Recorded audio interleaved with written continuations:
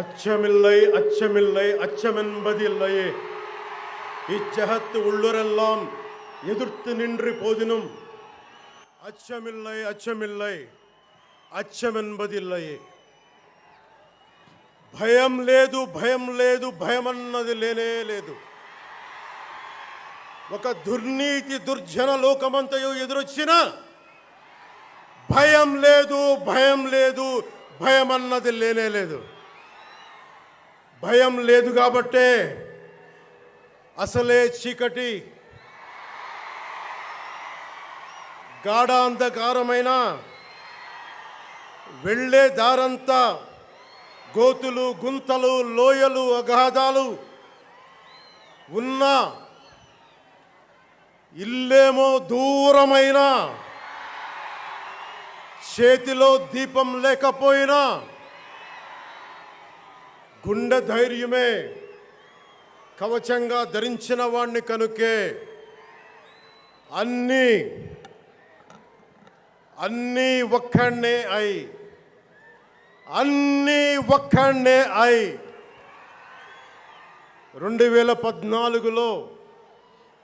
2014లో జనసేన పార్టీని స్థాపించాం.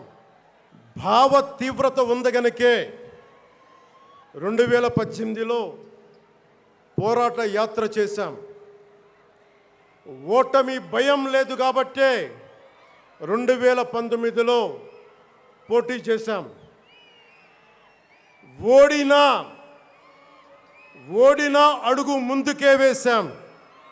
మనం నిలబడ్డాం, పార్టీని నిలబెట్టాం. మనం నిలదొక్కుకున్నాం. మనం నిలదొక్కుకోవటమే కాకుండా 4 దశాబ్దాల టీడీపీ పార్టీని కూడా నిలబెట్టాం. మనం ఓడినప్పుడు 2019లో మీసాలు మెలేశారు, జబ్బలు చరిచారు, తొడలు కొట్టారు, మన ఆడపడుచుల్ని అవమానించారు, ప్రజల్ని నిరంతరం హింసించారు. ఇదే న్యాయం అని మన నాయకులు, మన జన సైనికులు, మన వీర మహిళలు అందరూ అడిగితే, గొంతెత్తితే వారిపైన కేసులు పెట్టారు, జైళ్ళల్లో పెట్టారు, నిర్బంధంలో తోశారు. 4 దశాబ్దాల సుదీర్ఘ రాజకీయ అనుభవం ఉన్న నాయకుడిని అక్రమ కేసుల్లో బంధించారు. వారి తెలుగుదేశం పార్టీ కార్యకర్తల్ని, సీనియర్ నాయకుల్ని రోడ్డు మీదకి రావాలంటే భయపడేలా చేశారు. ఇక నాలాంటి వాణ్ణి తిట్టని తిట్టు లేదు, పాల్ చేయని అవమానం లేదు, చేయని కుట్ర లేదు, వేయని కుతంత్రం లేదు. ఈ ఎన్నికల్లో అసెంబ్లీ గేటును కూడా తాకలేవు అని మనల్ని ఛాలెంజ్ చేసి సరిచిన ఆ తొడల్ని బద్దలు కొట్టాం. ఏం చేశాం? బద్దలు కొట్టాం. బద్దలు కొట్టి ఆంధ్రప్రదేశ్ అసెంబ్లీలో 21 మంది ఎమ్మెల్యేలతోటి, పార్లమెంటులో 2 ఎంపీలతోటి అడుగు పెట్టాం.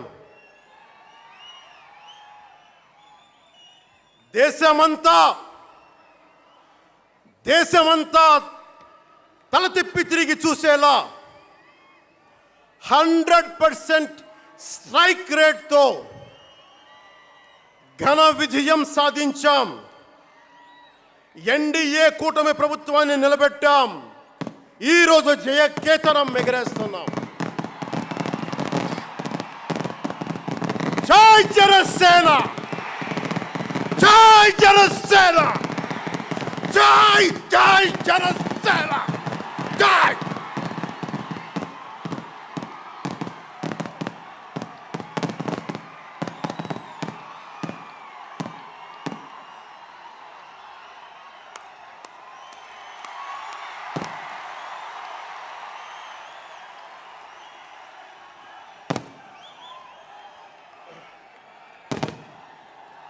భరత భూమి నేర్పినదో, ప్రజాకోటి నేర్పినదో నిజమేమిటో కానీ ఒట్టి చేతిలో శత్రువుపై దుమికే శక్తి ఉంది అని చెప్పిన దాశరథి కృష్ణమాచార్య మాట బలం తెలంగాణకే కాదు, నెల్లూరులో చదువుకున్న నాకు కూడా.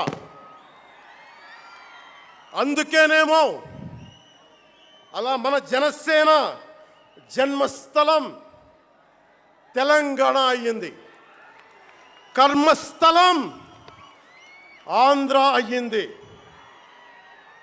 రుద్ర వీణ వాయిస్తా, అగ్ని ధారలు కురిపిస్తా, తిరుగుబాటు జెండా పట్టిస్తా, దుష్ట పాలన నుండి విముక్తి కలిగిస్తా అన్న కృష్ణమాచార్య మాటలు మాకే కాదు, మబ్బుల్లో పరిగెత్తే పిడుగులు, వేట కోసం బయటకొచ్చిన కొదమ సింహాలు వారికి కూడా ఊతమిచ్చినాయి. ఊతమివ్వబట్టే 24 ఎన్నికల్లో దాష్టీక ప్రభుత్వాన్ని దించి కూటమి ప్రభుత్వాన్ని, ఎన్డీఏ కూటమి ప్రభుత్వాన్ని గెలిపించారు. అందుకని మీ అందరికీ గుండెల్లోతుల్లో నుంచి ధన్యవాదాలు. మూగబోయిన కోటి తమ్ముల గళాల పాట పలికించి కదిలి జవమ్మ కూర్చి నా కళానికి బలమిచ్చి నడిపినట్టి నా తెలంగాణ కోటి రతనాల వీణ, నా తెలంగాణ కోటి రతనాల వీణ. అలాంటి కోటి దివిటీల క్రాంతి జ్యోతి తెలంగాణకు ఆ రోజున కరెంట్ షాక్ తగిలి చనిపోబోయిన నాకు కొండగట్టు ఆంజనేయుడి దయ, తెలంగాణ అన్నదమ్ముల దీవెన, నన్ను ప్రేమించే ప్రజలందరి దీవెన నాకు పునర్జన్మనిచ్చింది తెలంగాణ భూమి. అలాంటి తెలంగాణ నేల తల్లికి నా వందనాలు, హృదయపూర్వక వందనాలు. బండెనక బండి గట్టి 16 బండ్లు గట్టి ఏ బండిలో పోతావు కొడక నైజాం సర్కార్ రోడా అని కాలిక గజ్జగట్టి చేత కర్రబట్టి కాలిక గజ్జ కట్టి ఆటనే పాటనే ఆయుధంగా మలిచిన వాడు, యువత గుండెల్లో పోరాట స్ఫూర్తిని నింపిన వాడు, నేను కనిపిస్తే ఎలా ఉన్నావురా తమ్మి అని ఆప్యాయంగా పలకించే మన మధ్య లేని నా అన్న, నా గద్దరన్న, నేల నుంచి వచ్చిన నా తెలంగాణ జన సైనికులకి, జనసేన నాయకులకి, వీర మహిళలకు నా హృదయపూర్వక శుభాకాంక్షలు. మా ఆడపడుచులు, మా వీర మహిళలు, మీ పోరాట స్ఫూర్తిని నేను మర్చిపోలేను. మీరు నా దృష్టిలో, ప్రజల దృష్టిలో, అందరి దృష్టిలో మీరు రాణి రుద్రమ్మలు, వీరనారి గున్నమ్మలు, మా జనసేన వీర మహిళలు. మా జనసేన ఆడపడుచులు అందరి క్షేమం కాంక్షించే సూర్యదేవుని లేలేత కిరణాలు. తేడా వస్తే కాల్చి కథం చేసే లేజర్ బీములు మా జనసేన వీర మహిళలు. అలాంటి మీకు, మా ఆడపడుచులకి, మా వీర మహిళలకి నేను మీకు రుణపడి ఉంటాను. సీనియర్ నాయకులు కొనతాల గారు చెప్పినట్టుగా ఈరోజు హోలీ పర్వదినం. రంగులు, ఉత్సాహం, మైత్రిని పంచే పండగ. చెడు పోయింది, మంచి వచ్చిందని చెప్పి రంగులు జల్లుకునే పండగ. మన జయకేతనం ఎగరవేసిన రోజున హోలీ కూడా రావటం యాదృచ్ఛికం కాదు, భగవంతుడి నిర్ణయం. అందుకని దేశ ప్రజలందరికీ నా హోలీ శుభాకాంక్షలు తెలియజేస్తా ఉన్నాను. ये भगवान का आशीर्वाद है कि जनसेना का यह खास दिन होली के पावन त्योहार के साथ आया है. मेरे लिए होली रंगों का त्योहार है, एकता का त्योहार है, दोस्ती का उत्सव है, खुशी और उल्लास का पर्व है. इस शुभ अवसर पर मैं इस मंच से, पिठापुरम से आप सभी को होली की हार्दिक शुभकामनाएं देता हूं. తమిళనాడు నుంచి నాకు ఎంతో ప్రేమనిచ్చారు. మన స్పీచ్లు చూస్తారంటే నాకు తెలియదు. మన తమిళనాడు పర్యటనకి వెళ్తే అందరూ నాకు ఎంతో ప్రేమనిచ్చారు. షణ్ముఖ యాత్రకి వెళితే నేను తమిళనాడులో చాలా కీలకమైన దశలో ఉన్నవాడిని, పెరిగినవాడిని. సుబ్రహ్మణ్య భారతీయారిని స్ఫూర్తిని నింపుకున్నవాడిని. అలాంటి తమిళనాడు ప్రజలందరికీ నా మనస్ఫూర్తిగా మీకు నా నమస్కారాలు. రమణ మహర్షి ఉళ్ళిట్ట ఎన్నట్లు సిద్ధர்கள் வாழ்ந்த சித்தப்பெற்ற சித்தர் பூமி உலக புதுமரியம் திருக்குறளவை உலகக்கு தந்த ஞான பூமி அச்சமில்லை அச்சமில்லை என முழுங்கிய மகாகவி பாரதியார் வீரபூமி உலகத்தை ரட்சிக்கும் கந்தசஷ்டி கவசம் எனும் அருண்கோடை தந்த ஆன்மீக பூமியாம் தமிழகத்தை சேர்ந்த என் அன்பு உள்ளங்களுக்கு எனது அன்பு நிறைந்த வணக்கங்கள். మన మహారాష్ట్రకి వెళితే నాకు మహారాష్ట్రలో అభిమానులు ఉంటారు. అది కూడా రాజకీయ పరంగా ఉంటారు, సినిమాల పరంగా కాకుండా అని నాకు తెలియలే. ఎంతో ప్రేమనిచ్చారు. గౌరవ మహారాష్ట్ర ముఖ్యమంత్రి దేవేంద్ర ఫడ్నవీస్ గారు నన్ను రమ్మని 19 నుంచి అడుగుతూ ఉన్నారు. అప్పుడు కుదరలా, 19లో కుదరలేదు, 14లో కుదరలేదు. మొన్న హర్యానాలో మీరు రావాలి ఖచ్చితంగా అని చెప్పి ప్రత్యేకించి నన్ను పిలిపించారు. నేను ఎన్డీఏ కూటమి కోసం ప్రచారం చేశాను, భారతీయ జనతా పార్టీ కోసం. వెళ్ళిన అన్ని సీట్లు దాదాపు 95% మనం గెలిచాం, ఒక్క సీటు తప్ప. మీకు తెలుసు, నాకు మరాఠీ నేల, మహారాష్ట్ర నేల, ఛత్రపతి శివాజీ మహారాజ్ నేల, ఛత్రపతి సంభాజీ మహారాజ్ నేల. అలాంటి నేలకి ఛత్రపతి शिवाजी महाराज आणि छत्रपती संभाजी महाराज यांच्या महाराष्ट्र भूमीतून आलोल्य सोलापूर, लातूर, बिल्लारपूर सारख्या जिल्ह्यांतील जनसैनिकांना माझा मनपूर्वक नमस्कार. అలాగే కర్ణాటక నుంచి వచ్చిన అభిమానులకి, ಕರ್ನಾಟಕದಿಂದ ಈ ಹಬ್ಬಕ್ಕೆ ಆಗಮಿಸಿದ ನನ್ನ ಜನ ಸೈನಿಕರಿಗೆ, ನನ್ನನ್ನು ಪ್ರೀತಿಸುವ ಕರ್ನಾಟಕದ ಜನ ಸೈನಿಕರಿಗೆ హృత్పూర్వక నమస్కారాలు. చాలా భాషలు అయిపోయినాయి కదా. అని మీకు అర్థమైంది కదా, 2 భాషలు ఒక్క భాషలా కాదు. భారతదేశానికి కావాల్సింది తమిళనాడుతో సహా we need multiple languages, not just 2. We need multiple languages to keep, not just for the integrity of the country, but also to understand each other, to share love with each other. అందుకనే బహుభాష భారతదేశానికి మంచిది. చెప్తామా? భారత్ మాతాకి జై. బోలో భారత్ మాతాకి. అలాగే చేద్దాం చాలా వస్తుంది. చాలా సినిమాలు ఆపండి. చాలు ఓజీ చాలు ఓజీ చాలు. అంటే మీ అందరికీ నేను సినిమాలు ఎందుకు వద్దని చెప్తానంటే, సినిమాలు తక్కువ చేయడం నా ఉద్దేశం కాదు.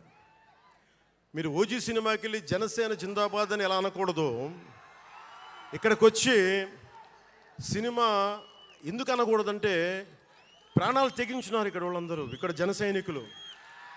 ఎందుకు సినిమా మాట్లాడకూడదు అంటే, 450 మంది పైచీలకు జన సైనికులు సినిమాలను కాదు సిద్ధాంతాలు నమ్మి చనిపోయారు. వారి గౌరవం కోసం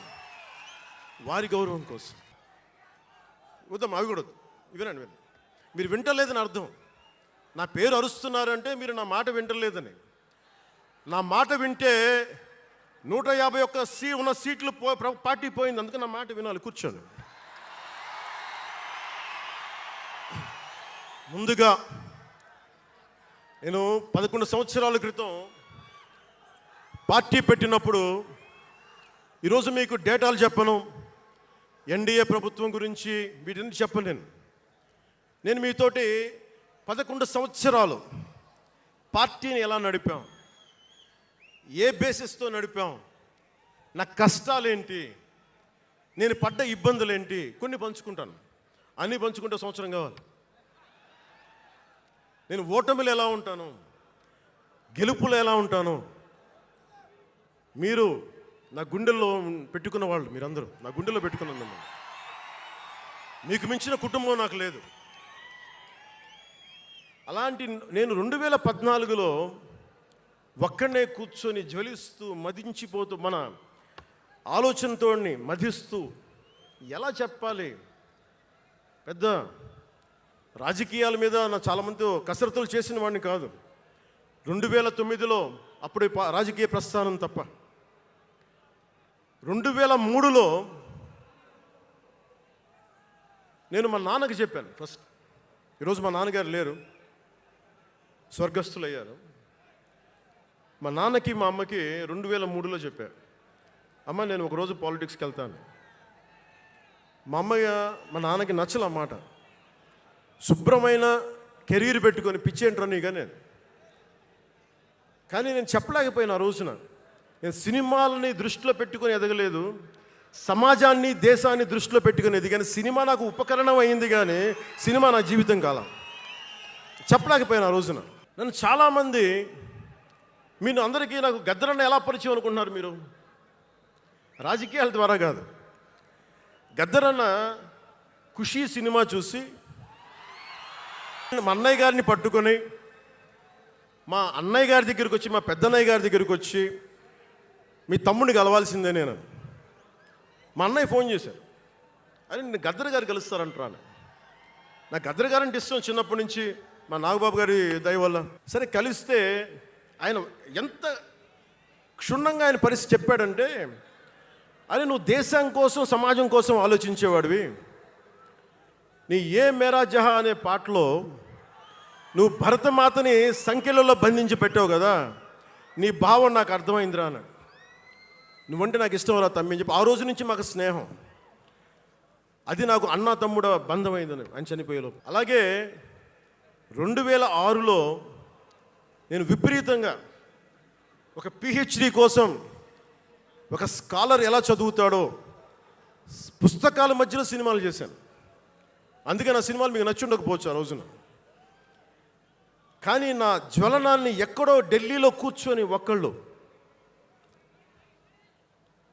ఢిల్లీ యూనివర్సిటీలో పనిచేసే ఒక ప్రొఫెసర్, ప్రకాశం జిల్లాకు చెందిన వ్యక్తి, నాకు తెలియదు ఆయన ప్రకాశం జిల్లా వ్యక్తి. నా రోజున ఆయన వచ్చి మిమ్మల్ని కలవాలని చెప్పి ఒక నెల రోజులు నా వెంట పడితే ఆయన కలిశారు. ఆయన వచ్చి నన్ను ఒకే ఒక మాట అడిగారు 2006లో, మీరు రాజకీయాల్లోకి వస్తారా? బహుజన సిద్ధాంతం మేము ముందుకెళ్తాం. చాలామంది అడిగి నన్ను పంపించారు. మీరు సంసిద్ధం అంటే నేను మాట్లాడతాను, నేను కదుపుతానంటే ఆ రోజున నాకు ఇంకా మెచ్యూరిటీ లేదు. ఒక కుటుంబాన్ని నడపడానికే చాలా శ్రమ పడాలి. ఒక కుటుంబాన్ని ఏకతాటిపైన తీసుకురావాలంటే నేను కష్టపడాలి. ఒక సినిమా చేయాలంటే నేను ఇంత కష్టపడాలి. ఇన్ని కోట్ల మందికి సంబంధించిన జీవితాన్ని ఒక భావంతో కట్టిపడేయాలంటే నాకు ఇంకా అంత మెచ్యూరిటీ లేదు. మెచ్యూరిటీ వచ్చిన రోజున మీకు తెలియజేస్తానని చెప్పాను. ఆ వ్యక్తి అప్పటి నుంచి ఇప్పటి దాకా అరుదుగా అప్పుడప్పుడు కలుస్తూ ఉంటాను. ఈ రోజున హైదరాబాద్ సెంట్రల్ యూనివర్సిటీ ప్రొఫెసర్, మీలో కొంతమందికి తెలిసి ఉండొచ్చు, ప్రొఫెసర్ శ్రీపతి రాముడు గారికి మనస్ఫూర్తిగా నా ధన్యవాదాలు తెలియజేస్తున్నాను. వారిని వేదికపైకి రమ్మని మనస్ఫూర్తిగా కోరుకుంటా ఉన్నాను. ఎందుకంటే మీరు ఓజీ ఓజీ అని అరుస్తూ ఉంటే నన్ను సినిమాల కంటే కూడా సినిమాల్లో ప్రజలకి పనిచేసే మనిషిని చూశారు ఇలాంటి మేధావులందరూ, పోరాట యోధులందరూ.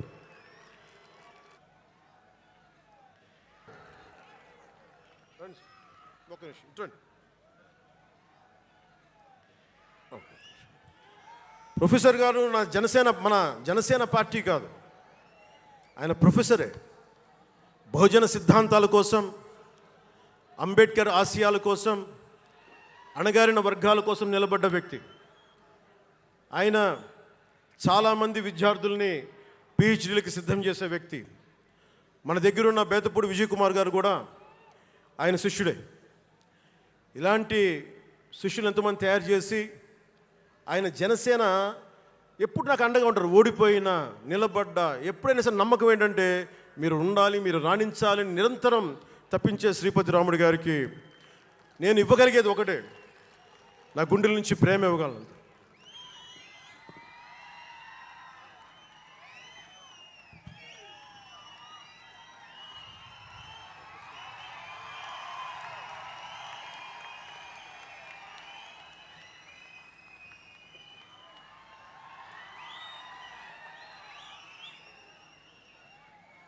అంటే కృతజ్ఞత అనేది ఎంత అవసరం, గుర్తింపు ఎంత అవసరం అంటే మనం ఏదో అయినప్పుడు కాదు, ఏవి అవ్వనప్పుడు మనం వెంట నిలబడాల్సింది.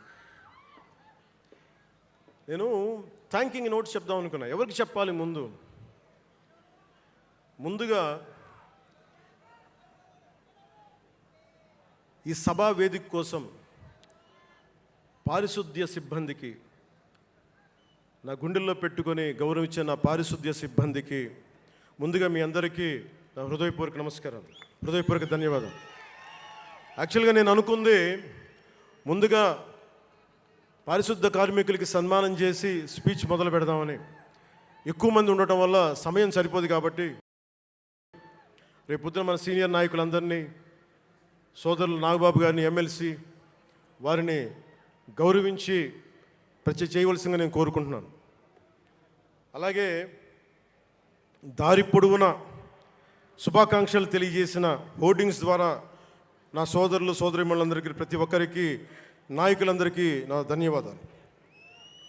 డిప్యూటీ సీఎం పేషి అధికారులందరికీ కూడా నా ధన్యవాదాలు. నా సెక్యూరిటీ సిబ్బందికి కూడా నా ధన్యవాదాలు. ఈ ఆవిర్భావ దినోత్సవానికి ముందుండి నడిపించిన గౌరవ సివిల్ సప్లైస్ మంత్రి, Janasena political affairs committee chairman, నన్ను కాలానికి నా పరీక్షలు పెట్టి కానీ ఒకసారి నిర్ణయం తీసుకున్న తర్వాత ఓడిపోయినా కానీ వెన్నంటే నిలబడ్డ నా సోదరుడు, పిఎస్సి చైర్మన్, గౌరవ సివిల్ సప్లైస్ మంత్రి శ్రీ నాదెండ్ల మనోహర్ గారికి నా హృదయపూర్వక ధన్యవాదాలు.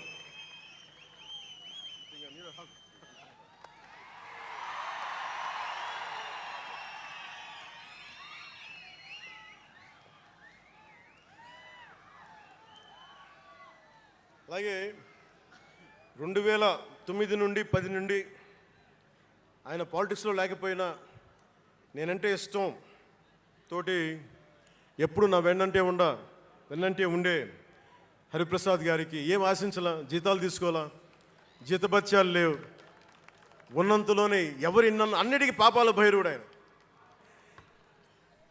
పవన్ కళ్యాణ్ ఆ నిర్ణయం తీసుకోలేదంటే ఈయనే ఉంటాడు కారణం అంట. పవన్ కళ్యాణ్ తేలిక మాట నేస్తాడు అందరి మాట.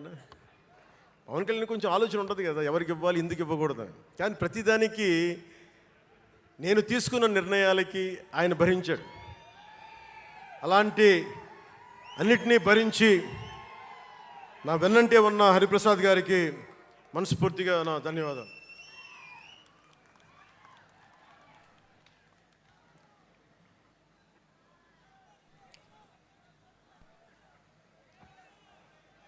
అలాగే అన్ని కమిటీల సభ్యులందరికీ పేరు పేరున, కేకే గారికి, తెగించే గుణమున్న పంచకర్ల సందీప్కి, పోరాటం చేసిన నాయకులందరికీ నా ప్రత్యేక ధన్యవాదాలు. సోషల్ మీడియా సిబ్బందికి, స్టేజ్ కల్చరల్ ఆర్టిస్టులందరికీ, ఫుడ్ సప్లయర్స్ అందరికీ, దాతలకి, డాక్టర్స్ టీమ్కి, ప్రతి ఒక్కరికి నా హృదయపూర్వక నమస్కారాలు. ఇందాక ఆ పైన హెలికాప్టర్లో వస్తుంటే చాలామంది ఫోటోగ్రాఫ్స్ కనిపించినాయి. ముఖ్యంగా తెలుగు సినిమా హీరోలు, సూపర్ స్టార్స్ ఫొటోస్. ప్రభాస్ గారిది, మహేష్ బాబు గారిది, జూనియర్ ఎన్టీఆర్ గారిది, అల్లు అర్జున్ గారిది, సాయి ధరమ్ తేజ్ గారి, నందమూరి అభిమానులు, మెగాస్టార్ చిరంజీవి గారి అభిమానులకి, మెగాస్టార్ తనయులు, గేమ్ చేంజర్ రామ్ చరణ్ గారి అభిమానులు, తెలుగు హీరో హీరోయిన్లు, ప్రతి నటుల, అందరి హీరోల అభిమానులు, మీ అందరికీ కూడా నా ప్రత్యేక నమస్కారాలు, ధన్యవాదాలు. అలాగే పవన్ కళ్యాణ్ అభిమానులకు కూడా నా హృదయపూర్వక నమస్కారం.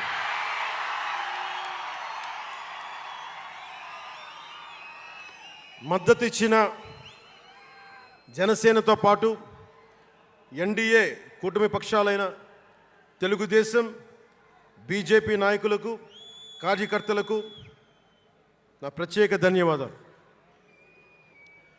అసలు మనం ఇంత ఘన విజయం సాధించాం. మనం కలిసి పోరాటం చేశాం, కష్టాలు ఉన్నప్పుడు చెయ్యినందించాం. అది గుర్తుపెట్టుకొని ఈ రోజున డిప్యూటీ ముఖ్యమంత్రి, ఉప ముఖ్యమంత్రిగా కలిసి ఒక వ్యక్తితో బలంగా ప్రయాణం చేస్తూ ఉన్నాను. 4 దశాబ్దాల సుదీర్ఘ అనుభవం రాజకీయ నాయకులు, హైటెక్ సిటీని రూపకల్పన చేసిన దార్శనికుడు, క్లేమోర్ మైన్స్ తోటి పేల్చేస్తే కింద పడితే దులుపుకొని మళ్ళీ రాజకీయాల్లో తిరిగి నెక్స్ట్ డే డ్యూటీలోకి వచ్చిన బలమైన నాయకుడు, శ్రీ గౌరవ ముఖ్యమంత్రి శ్రీ నారా చంద్రబాబు నాయుడు గారికి,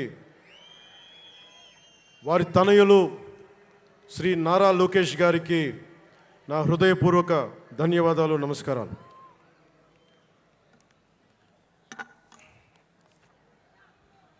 ఒకసారి నా నోటి నుంచి 11 సంవత్సరాలు నలిగాం కదా, మన ఎంపీలు మన పేర్లు నా నోటి గుండా చెప్పాలి మీ అందరికీ అని చెప్పడానికి. నాదెండ్ల మనోహర్ గారికి, కందుల దుర్గేష్ గారికి, ఎంపీలు తంగెళ్ళ ఉదయ్ శ్రీనివాస్ గారికి, వల్లభనేని బాలశౌరి గారికి, కొణిదెల నాగబాబు గారికి, హరిప్రసాద్ గారికి, నిమ్మక జయకృష్ణ గారికి, లోకం మాధవ గారికి, కొనతాల రామకృష్ణ గారికి, పంచకల్ల రమేష్ బాబు గారికి, సుందరపు విజయ్ కుమార్ గారికి, చనిపోయిన వంశీకృష్ణ యాదవ్ గారికి, పంతం నానాజీ గారికి, బత్తుల బలరామకృష్ణ గారికి, శ్రీ దేవీవర ప్రసాద్ గారికి, గిడ్డి సత్యనారాయణ గారికి, పులపర్తి ఆంజనేయులు గారికి, బొమ్మిడి నాయకర్ గారికి, బోలిశెట్టి శ్రీనివాస్ గారికి, పొత్సమాత ధర్మరాజు గారికి, చిర్రి బాలరాజు గారికి, మండలి బుద్ధప్రసాద్ గారికి, ఆర్ శ్రీధర్ గారికి, ఆరణి శ్రీనివాసులు గారికి, 2000 పవన్ కళ్యాణ్ మర్చిపోయా, నేను మర్చిపోయినా మీరు మర్చిపోయిన ఎవరు కదా.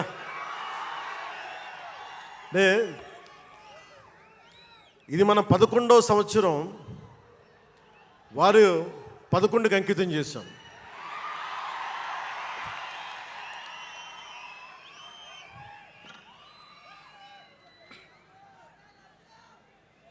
Love you two. అలాగే ఈ సభకి పోలీస్ వ్యవస్థ మీకు తెలుసు, మనం ఎంత నలిగిపోయామో. గత 5 ఏళ్లలో మనం ఎంత నలిగిపోయామో మీకు తెలుసు. ఎన్ని ఇబ్బందులు పాలు చేశారో తెలుసు. ఆ రోజు నుంచి కూడా ఈ రోజుకి వరకు నాకు పోలీస్ శాఖ అంటే చాలా గౌరవం. ఎందుకంటే పోలీస్ శాఖకి స్వయం నిర్ణయాలు చేసే హక్కు ఉండదు, డ్యూటీయే ఉంటుంది. బ్రిటిష్ వాళ్ళు పరిపాలించినప్పుడు పోలీస్ కూడా బ్రిటిష్ అధీనంలో పనిచేశారు తప్ప వాళ్ళకి ఇవ్వబడ్డ డ్యూటీ చేశారు.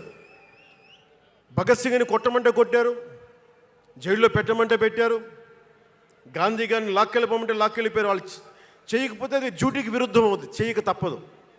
మరి అదే పోలీస్ ఆ రోజున వచ్చారు. స్వాతంత్రం వచ్చిన తర్వాత మిలిటరీ కూడా అంతే. అందుకనే నాకు పోలీస్ శాఖ మీద ఎప్పుడు వ్యక్తిగతంగా కోపం ఉండదు, ఏదో కొద్దిమంది వ్యక్తులు ఎక్కువ చేస్తే తప్ప. అలాగా ఈ రోజున చాలా గొప్పగా నిలబడ్డ, సహకరించిన పోలీస్ అధిపతి డీజీపీ గారికి, కాకినాడ జిల్లా ఎస్పీ బిందు మాధవ్ గారికి, కలెక్టర్ శ్రీ షణ్మోహన్ గారికి, రెవెన్యూ అధికారులకు, ఇతర పోలీస్ అధికారులకు, మున్సిపల్ అధికారులకు, బందోబస్తు డ్యూటీకి వచ్చి అన్ని జిల్లాల నుంచి వచ్చిన నలిగిపోయి ఎండలో ఉన్న నా కానిస్టేబుల్ సోదరులకు, ప్రతి ఒక్కరికి పేరు పేరున నా హృదయపూర్వక ధన్యవాదాలు, హృదయపూర్వక కృతజ్ఞతలు. నా ఇష్టం, నా కోరిక ఎప్పుడూ సగటు మనిషిగా ఉండటమే. తన పని తను చేసుకుంటూ ఉండటం, ఎవరి జోలికి వెళ్లకుండా ఉండటం, బతికేయడం, తన కుటుంబం వరకు జీవితాన్ని కుదించడం, సగటు మధ్యతరగతి మనిషిగా బతకాలనేది నా కోరిక చిన్నప్పటి నుంచి. మా నాన్న కోరిక ఏంటంటే, నేను ఇంటర్ చదువుతున్నప్పుడు, అరే నేను డిగ్రీ చదవలేకపోయి, నువ్వు డిగ్రీ చదివి కనీసం నువ్వు ఎస్ఐగా సెలెక్ట్ అయితే నువ్వు కనీసం డిఎస్పీ కంటే కొంచెం పై ర్యాంక్లో నువ్వు రిటైర్ అవుతారు అని చెప్పాడు మా నాన్న. దురదృష్టవశాత్తు నేను డిగ్రీ చేయలేకపోయాను. చాలా చిన్న జీవితాలు మాయి. మా అన్నయ్య గారు ఏదో యాక్టర్ అయిపోయారు తప్ప నాకు రావాలి నేను ఎప్పుడు అనుకోలే. అదే నెల్లూరులో, అదే ఫతేఖాన్పేటలో చిన్న ఇంట్లో ఇంకొక మామిడి మొక్క ఉంటే బాగుంటుంది అనుకున్న కోరిక తప్ప కోట్లు సంపాదించాలి, పేరు రావాలని ఎప్పుడు ఆశించాల. సో నన్ను ఎలా పెంచారు మా ఇంట్లో అంటే మీరు ఆశ్చర్యపోతారు. మొన్న నా friend Anand Sai TTD board సభ్యుడిగా నియమితులయ్యారు. అతను చెప్తా ఉన్నాను నాకు ఈ మధ్యన, నన్ను ఎలా పెంచారంటే మా ఇంట్లో వాడు అతని ఆనంద్ సాయి మాటల్లో, చిన్న తంబి అని తమిళ సినిమా ఉంటుంది, మన తెలుగులో చంటి అని సినిమా తీశారు. చిన్న తంబి కదా ఆనంద్, అవునా? అందులో హీరోయిన్ని ఎలా పెంచుతారు ఇంట్లో నుంచి బయటికి వెళ్ళకుండా, చంటిలో హీరోయిన్ మీనాని ఎలా పెంచారు ఇంట్లో నుంచి బయటికి వెళ్ళకుండా, మా ఇంట్లో నన్ను అలా పెంచారు. వీడి బయటికి వెళ్తే ఏమైపోతాడో, సున్నితమైన వ్యక్తి, వీడికి ఆస్తమా ఉంది, వీడికి ఇలాంటి పరిస్థితుల్లో నన్ను ఇంట్లో నుంచి కదలనివ్వకుండా, ఎక్కడికి వెళ్ళనివ్వకుండా, ఎక్కడికన్నా బయటికి వెళ్తే పంపించారు. ఒకరోజు చెన్నైలో నేను అన్నానగర్లో కంప్యూటర్ ప్రోగ్రామింగ్ కోర్స్ చేసేవాడిని 1 సంవత్సరం పాటు. ఆ ప్రోగ్రామ్ ఫైనల్ చేసే పరిస్థితుల్లో టైం 10:30 అయింది, 10:30 రాత్రి. ఇంటికి వెళ్ళడం గంట లేట్ అయింది. అంటే మనం సాయంత్రం 6 గంటలకల్లా వెళ్ళిపోవాలి. ఆ రోజు 10:30కి వెళ్తే చెప్పా పెట్టకుండా, అంటే మన కొంచెం లేట్ అయింది ఎగ్జామ్స్ వల్ల. ఇంటికి వెళ్ళేటప్పటికి ఎలా ఉంది అంటే, ఇంట్లో ఆడపిల్ల వెళ్ళిపోతే ఇల్లు ఎలా ఉంటుందో, 10:30కి నేను ఇంటికి వెళ్తే మా అన్నయ్య షూటింగ్ నుంచి క్యాన్సిల్ చేసుకుని వచ్చేస్తా ఉన్నారు. మా వదిన ఇంట్లో హాల్లో ఉంది, మా నాగబాబు వీధి బయట తిరుగుతూ ఉన్నాడు. మొత్తం అందరూ ఏమైపోయాడు, ఎక్కడికి ఏమైపోయాడని. నేను ఎగ్జామ్ రాసి వస్తున్నాను, బస్సులు దొరకలేదు, నాకు 2 బస్సులు మారి రావాలని చెప్పాను. నాకు కార్లు లేవు ఆ టైంలో. అంటే అలాంటి నన్ను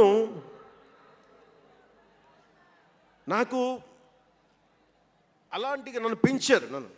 ఇది మా నాగబాబు గారు ఇక్కడే ఉన్నారు, అడగండి, ఆ రోజు గుర్తుండి ఉంటుంది ఆయనకి. అలాంటి నన్ను పాలిటిక్స్ చేస్తానని కానీ, సినిమాల్లోకి వస్తానని కానీ ఎవరు ఊహించలే. ఎందుకంటే నేనే ఊహించలే. పోనీ 18 ఏళ్ల వయసులోనో 20 ఏళ్ల వయసులోనో 10:30కి లేటుగా వచ్చామంటే ఒక అర్థం ఉంటుంది. అక్కడమ్మాయి ఇక్కడ అబ్బాయి, గోకులంలో సీత, సుస్వాగతం, తొలి ప్రేమ చేస్తున్న సమయంలో, మేబీ తొలి ప్రేమ ముందు అటో ఇటో, సంగీత్ థియేటర్లో, హైదరాబాద్ సంగీత్ థియేటర్లో క్లింట్ ఈస్ట్వుడ్ నాకు ఇష్టమైన హీరో, అతను సినిమాకి వెళ్ళా. బ్రిడ్జెస్ ఆఫ్ మ్యాడిసన్ కౌంటీ అని ఒక ఇంగ్లీష్ నవల్ ఆధారంగా తీశారు. అది నాకు ఇస్తుంది ఆ నవల్. సో ఎలా తీశారని చెప్పి నేను షూటింగ్ రిలీజ్ కూడా అయిపోయినట్టుంది తొలి ప్రేమ. నేను నా ఫ్రెండ్ ఆనంద్ సాయిని, హరీష్ పాయిని, ఇంకో 2-3తోటి సెకండ్ షోకి వెళ్ళా. సెకండ్ షోకి వెళ్ళి ఇంటికి వస్తే కింద మా నాన్న, ఇంట్లో పైన రూమ్లో పడుకోవాల్సిన మా నాన్న కింద కుర్చీ వేసుకొని ఓ నీలకమల్ చైర్ వేసుకొని నా కోసం వెయిట్ చేస్తూ ఉన్నాడు. ఎక్కడికి రా వెళ్ళామని.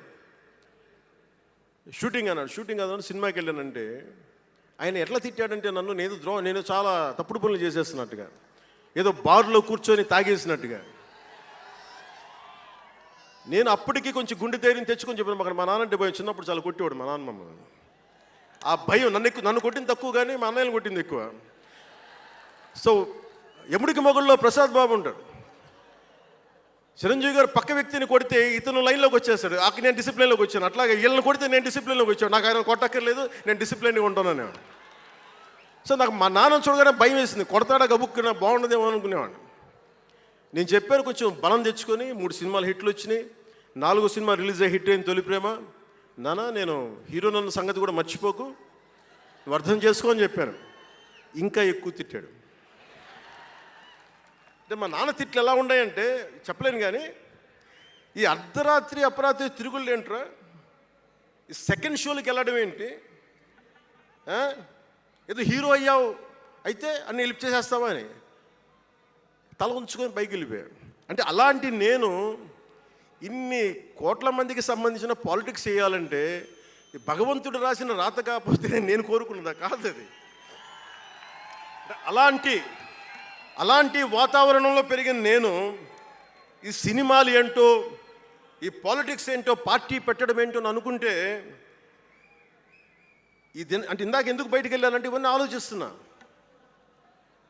ఇదంతా భగవంతుడు మాయ తప్ప నాది కాదు నాకు తెలుసు. అలాంటి జీవితానికి దారి ఏర్పరిచింది, ప్రజా సమస్యలపై నిలబడేలా చేసింది, పార్టీ పెట్టనిచ్చింది నాలోని భావ తీవ్రత. పార్టీ పెట్టనిచ్చింది భావ తీవ్రత. పుస్తక పఠనం, డబ్బులు సంపాదించాక ఖర్చు పెట్టనంటే ఎలా కుదరదో, వద్దనుకున్న ఏదోలా ఖర్చు అయిపోతాయి. అలాగా కొంత జ్ఞానం వచ్చాక, కొంత చదివాక, కొంత చెయ్యగలిగే సత్తా ఉన్నాక నేను ఊరికనే కూర్చుంటాను, నేను ఏమి చెయ్యనంటే జీవితం అలా ఉండనివ్వదు. అలాంటి నన్ను ఏదో సాటర్డే సండే షూటింగ్ ప్రాక్టీస్కి వెళ్ళి మెడ్రాస్ రైఫిల్ క్లబ్లో, మార్నింగ్ లయలో కాలేజీలో జాగింగ్ చేసుకొని, ఇంటికి వచ్చి పుస్తకాలు చదువుకొని, మా వదినకి ఏదైనా అవసరమైతే పనులు చేసి పెట్టి, ఇలాంటి నేను సగటు మనిషి, మధ్యతరగతి మనిషి, అంతకుమించి వేరే పట్ల. పనగల్ పార్క్ వెళ్ళి కూరగాయలు తీసుకురావడం, వంకాయ ఎంత, తక్కాళి ఎంత, అంటే మన ఉల్లిపాయలు వంకాయలు ఎంత అని ఇట్లాంటివి తీసుకొచ్చేవాడిని.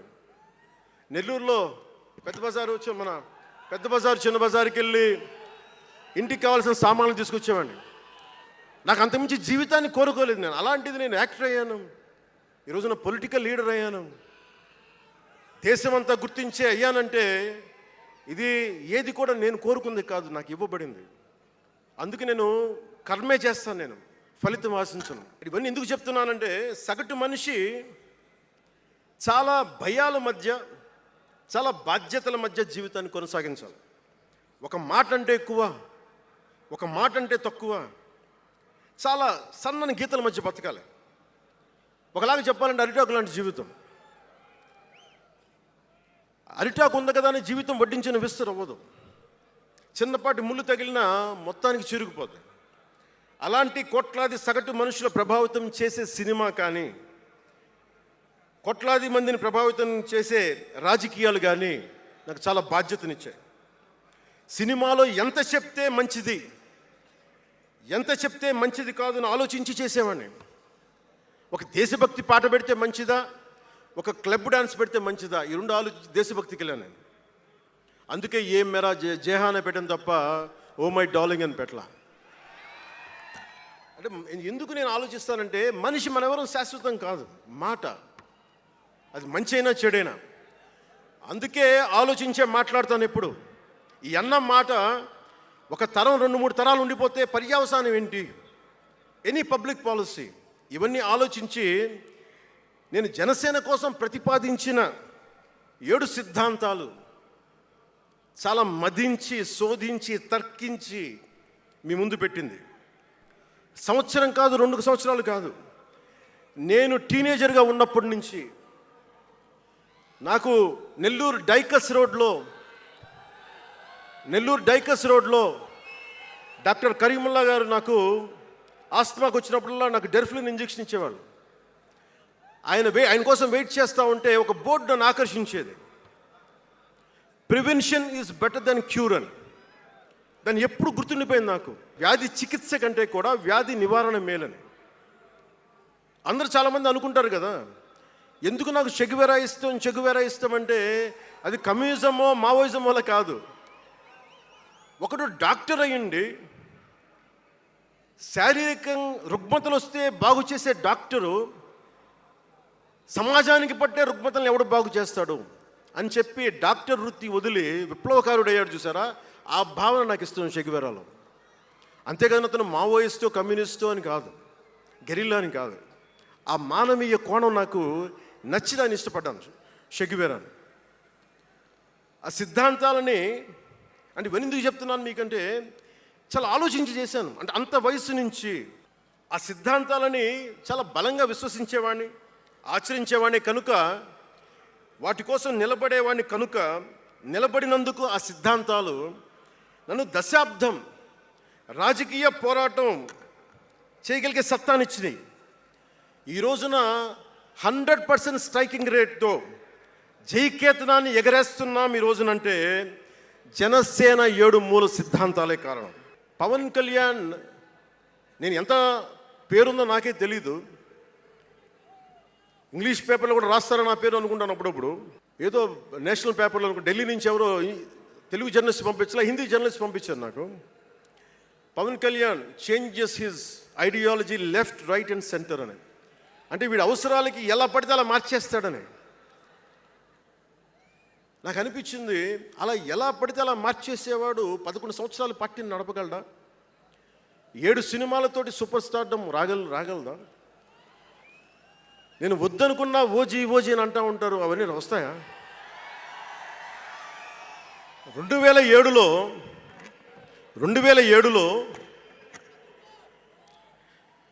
నేను కామన్ మ్యాన్ ప్రొటెక్షన్ ఫోర్స్ పెట్టినప్పుడు చాలామంది నాకు ఇష్టమైన నాయకులు, ప్రభావితం చేసిన నాయకులు, ఒకరితో ఒకరికి సంబంధం లేదు. ఒకళ్ళు నారాయణ గురు అయితే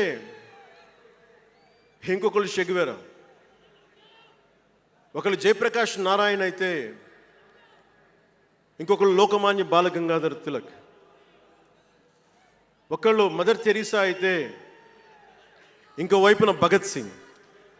ఆ రోజు నన్ను అందరూ అన్నారు, నీకేంటి ఇంత పిచ్చి ఏంటి, నీకు కన్ఫ్యూజ్డ్ ఐడియాలజీ నీది అంటే నేను రోజు చెప్పలేకపోయాను అందరికీ. పవన్ కళ్యాణ్ ఐడియాలజీ ఏంటంటే, ఇంత భిన్నమైన వ్యక్తుల్లో ఏకత్వం చూడగలగడం పవన్ కళ్యాణ్ ఐడియాలజీ. ఆ ఏకత్వాన్ని చూడగలిగాం కాబట్టి ఆ 7 సిద్ధాంతాలు వచ్చినాయి. నాకు ఒక్కొక్కరిలో నాకు నచ్చిన అంశాన్ని తీసుకొని నాకు వ్యక్తిగతంగా బలం ఇవ్వడం చూశాను. అది నా మీద ఎంత ప్రభావితం చూపించింది అది ఎంత సక్సెస్ ఇచ్చిందో కూడా నాకు తెలుసు. అంటే నేను అందరిలాగా నేను కాలేజీలకి యూనివర్సిటీలకి వెళ్ళా, డాక్టరేట్ లేకుండా పోవచ్చు, యూనివర్సిటీస్కి వెళ్ళి ఉండకపోవచ్చు, కానీ జ్ఞానాన్ని సముపార్జించటం నా చిన్నప్పటి నుంచి ఈ క్షణం దాకా నేను ఎప్పుడూ ఆపలా, ఎప్పుడు నేర్చుకుంటానే ఉన్నాను. అంటే చిన్నప్పుడు ఇలస్ట్రేటెడ్ వీక్లీలు, ఫ్రంట్ లైన్ మ్యాగజైన్లు, న్యూస్ పేపర్లు, సోవియట్ భూమి పత్రికలు, చరిత్ర, సంస్కృతి పుస్తకాలు, సాహిత్యం, ఫిలాసఫీ, ఫారిన్ అఫైర్స్ ఇవేమి చదవటం ఆపలా ఇప్పటిదాకా. అవన్నీ సామాజిక, చారిత్రక, రాజకీయ అంశాల మీద అవగాహన లేకుండా ఎందుకు పార్టీ పెడతాం? దేశ విభజన, కలోనియల్ చరిత్ర, తిరుగుబాట్లు, చిత్తాగాంగ్, విప్లవ వీరులు, తాకట్టులో భారతదేశం, యాడమ్ స్మిత్లు, మాల్థూసియన్ థీరీలు చదవకుండా, అర్థం చేసుకోకుండా పార్టీ పెట్టేస్తామా? ఇంత అవగాహన, ఇంత సామాజిక పరిజ్ఞానం సినిమాలు చేసుకునే వాడికి ఎలా ఉంటుంది అవగాహన అని? అదే కదా. అంటే దానికోసం ఎలా పుట్టాలండి? ప్రత్యేకంగా తెల్లగడ్డం వేసుకొని పుట్టాలా అండి? ఆకాశంలోకి చూస్తా తెల్లగడ్డం వేసుకొని సామాన్యుడికి అర్థం కాని లిటరీ టర్మ్స్ తోటి మాటల్ని మాట్లాడాలా? పోనీ పార్టీ పెట్టాలి అంటే నాన్న ముఖ్యమంత్రి అయి ఉండాలా? దశాబ్దం పాటు ఒంటరిగా పార్టీని మొయ్యాలి అంటే ఎన్ని తిట్లు, ఎన్ని అవమానాలు భరించాలి, ఎంత నలిగుండాలి, ఎంత జ్వలించుకుపోవాలి, ఎన్ని పోగొట్టుకోవాలి. వ్యక్తిగత జీవితం నుంచి నా ఆరోగ్యం దాకా అన్నీ పోగొట్టుకుంటానే వచ్చాను. దానికి ఈ జయకేతనం నాకు ఆనందాన్ని ఇచ్చింది. ఎందుకు చెప్తున్నానంటే ఆరోగ్యం గురించి. నేను మార్షల్ ఆర్ట్స్ చేసేటప్పుడు 3 గ్రనైట్ రాళ్ళు గుండెల మీద పెట్టుకొని పగలగొట్టించుకునేవాడిని.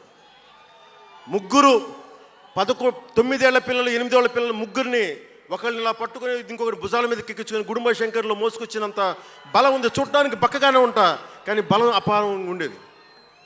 అలాంటి నేను ఈ రోజున నాకు రెండో కొడుకు నేను ఎత్తుకోలేను. పెద్ద కొడుకుని అలాగే ఎత్తుకోలేను అనుకోండి, అది వేరే విషయం.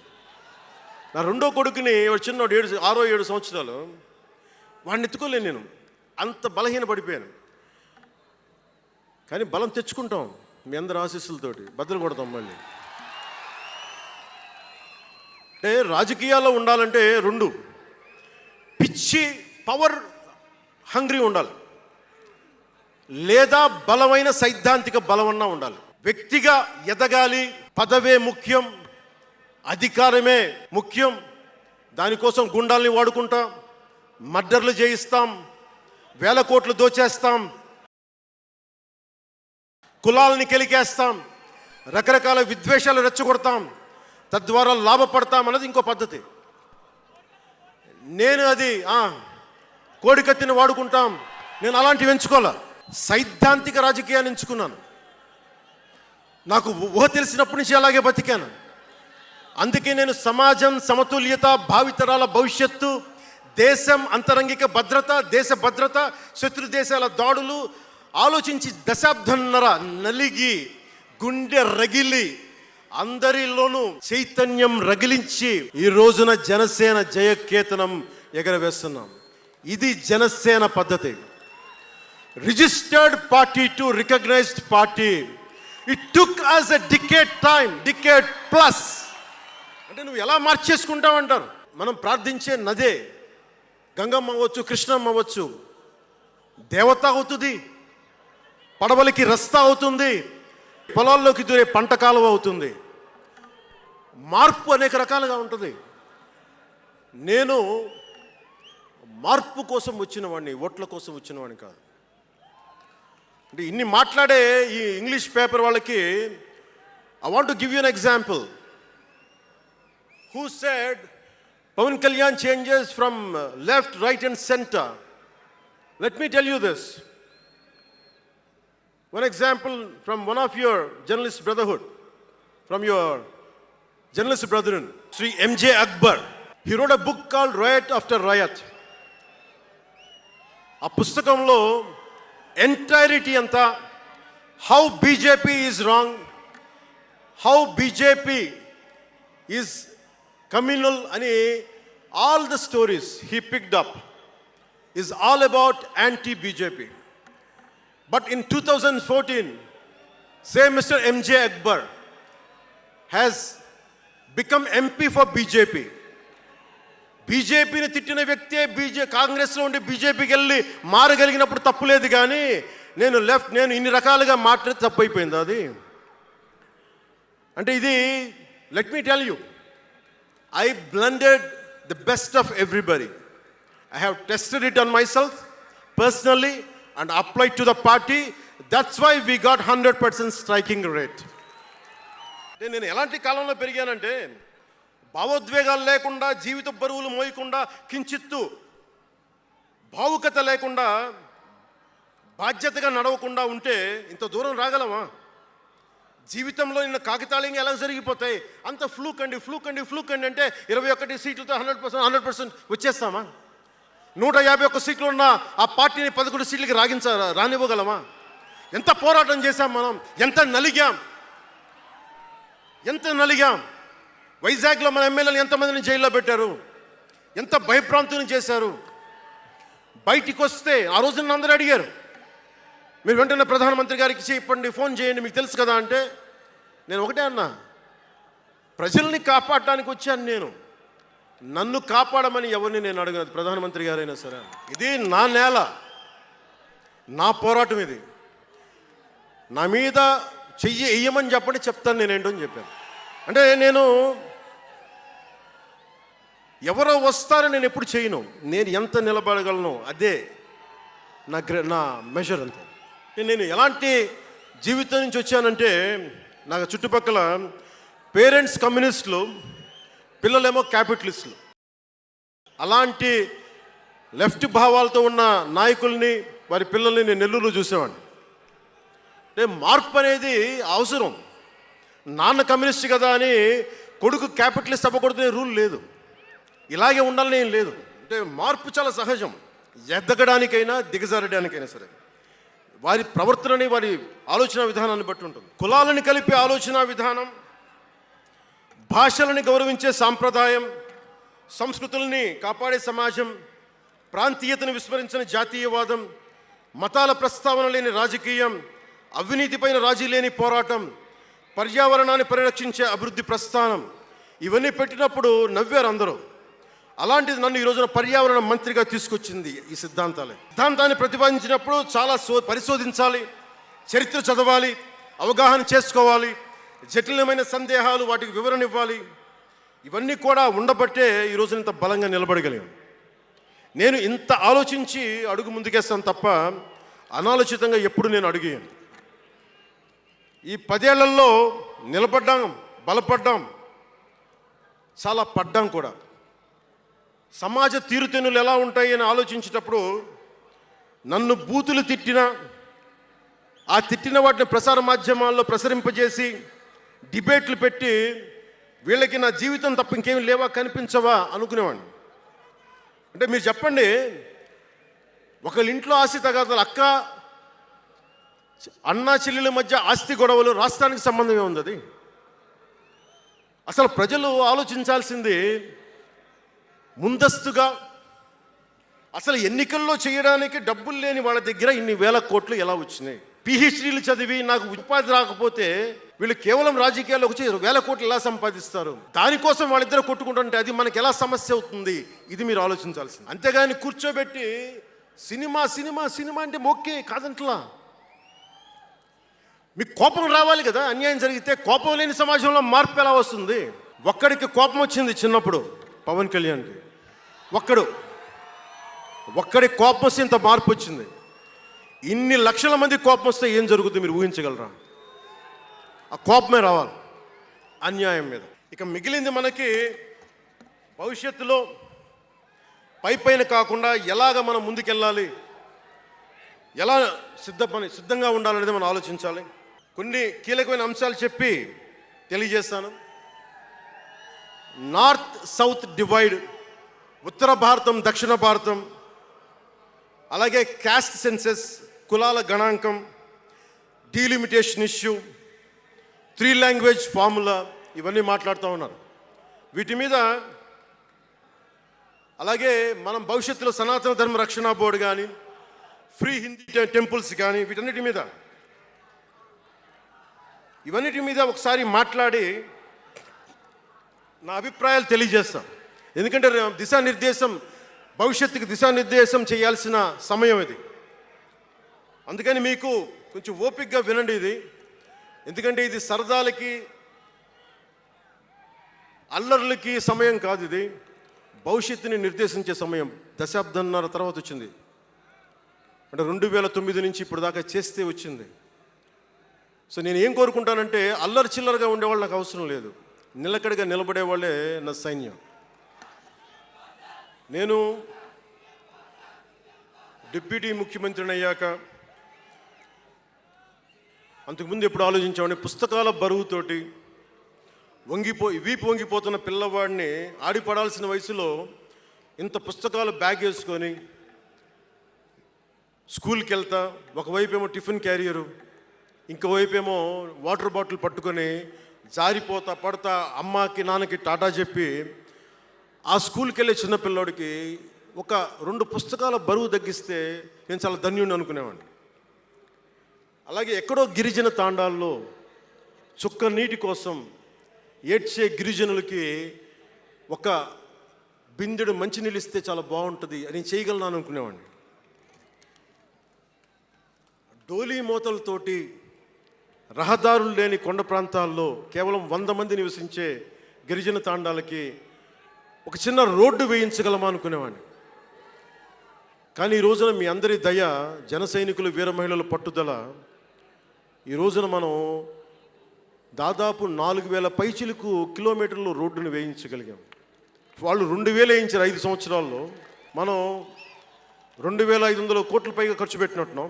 ఇవన్నీ ఎందుకు చెప్తున్నానంటే, ఒకవేళ మనం అనుకుంటే ఎంత చేయగలమని అంటానికి.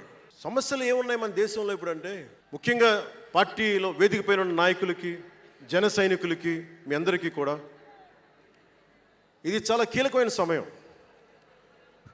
2047 విజన్ అని మాట్లాడుతున్నారు గౌరవ ముఖ్యమంత్రి గారు.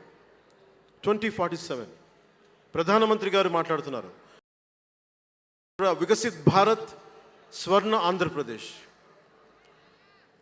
$2 ట్రిలియన్ ఎకానమీ, భారతదేశం ప్రపంచంలోనే 3వ ఆర్థికంగా బలంగా ఉండే దేశం అవ్వాలని ఆలోచిస్తూ ఉన్నాం. ఇంత బలమైన దేశం కావాలి అంటే బలమైన ప్రజలు ఉండాలి, బలమైన నాయకత్వం ఉండాలి. నేను ఎందుకు ఇంత తపన పడతాను మీ అందరి కోసం అంటే, నాకు ఈజీగా వెళ్ళిపోయే వ్యక్తులు అవసరం లేదు, నాకు గోల చేసే వ్యక్తులు అవసరం లేదు. దేశం కోసం నిలబడే యువత కావాలి, నాకు చీల్చి చెండాడే యువత కావాలి, నాకు దేశం కోసం.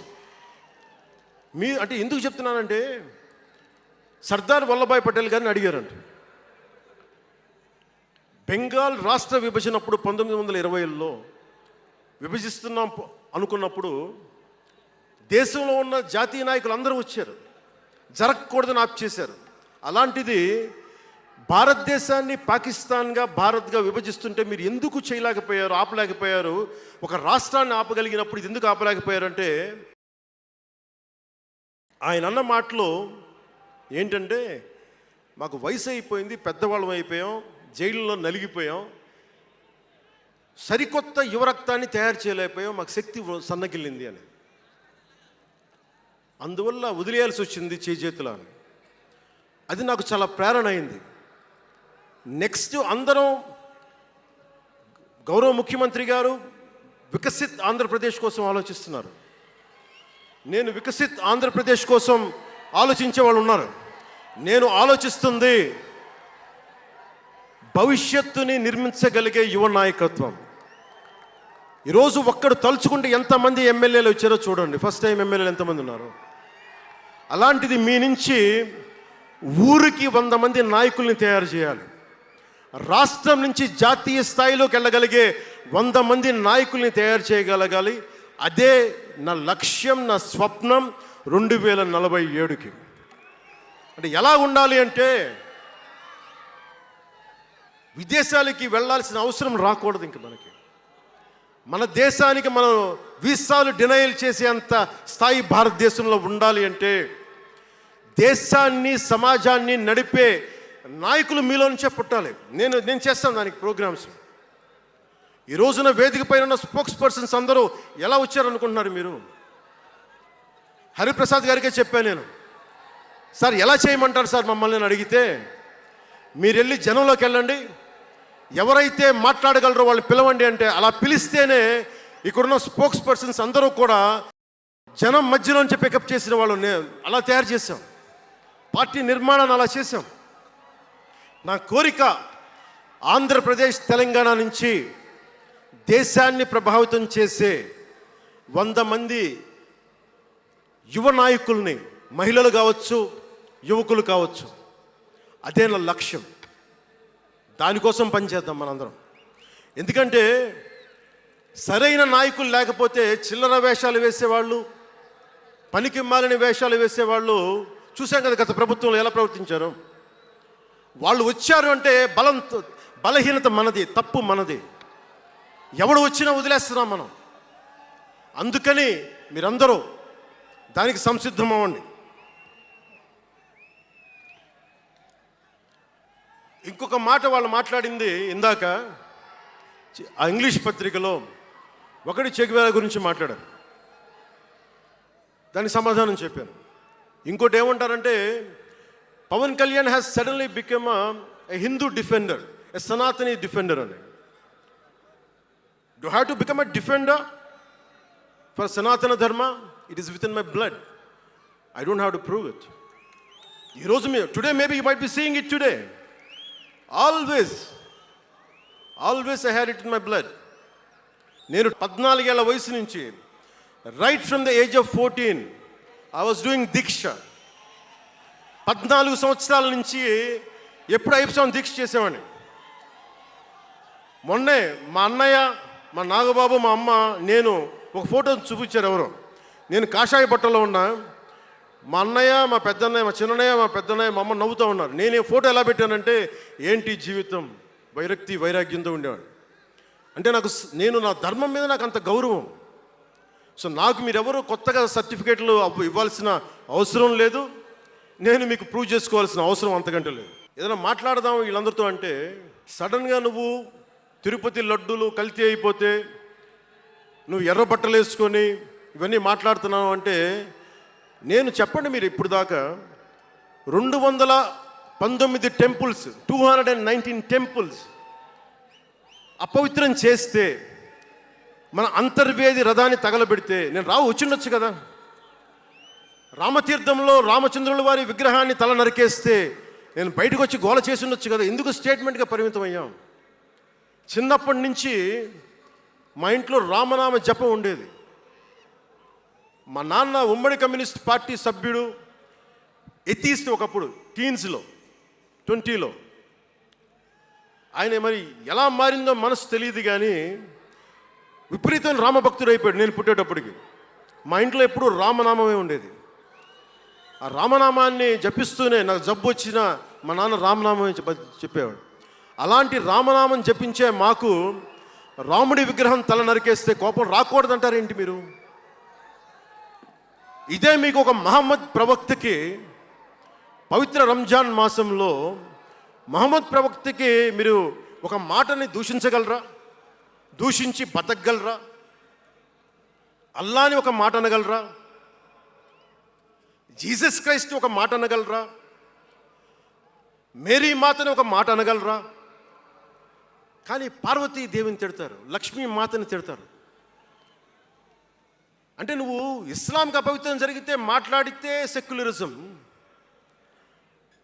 జగన్మాతకి కానీ, పార్వతీదేవికి కానీ, శివుడికి కానీ, రాముడికి కానీ, అయ్యప్పకి కానీ అపవిత్రం జరిగితే మా మనోభావాలు బాధపడకూడదు, గాయపడకూడదు, నోరు మూసుకొని కూర్చోవాలి. ఆ జనరేషన్ పోయిందిరా బాబు, ఆ జనరేషన్ పోయింది. ఒక తప్పుని తప్పుగానే చెప్తాం. ఒక హిందువు ఒక ముస్లిం పట్ల తప్పు చేస్తే తప్పనే చెప్తాం.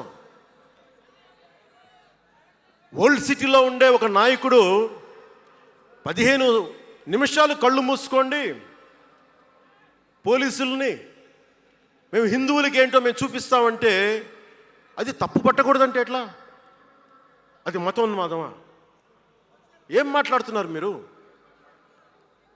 బతుకమ్మ బతుకమ్మ బతుకమ్మ అని చెప్పి బతుకమ్మ పాటని మీరు వెటకారం చేసి ఓల్డ్ సిటీ నాయకుడు మాట్లాడితే దాన్ని డిఫెండ్ చేసుకోవటం హిందూ అహంకారం అంటే నేను ఏం చెప్పండి? నేను అంటే అల్లాహకు ఒక న్యాయం, మహమ్మద్కి ఒక న్యాయం, అమ్మవారికి ఇంకో న్యాయమా? అలా కుదరదు బాబు. ఈ ధర్మం అందరికీ సమాన అవకాశం ఇచ్చింది. సనాతన ధర్మం ఉండబట్టే విజయనగర రాజులు మస్జిద్ కట్టించారు. సనాతన ధర్మం కాబట్టే బంగ్లాదేశ్ని హిందువుల రక్తంతో తడిపి బంగ్లాదేశ్కి విముక్తి కలిగించాం. ఈ చరిత్ర తెలుసుకుంటే కదా. దేశ విభజన జరిగింది. మీరు ఎంతమందికి తెలుసు దేశ విభజన కష్టాలు?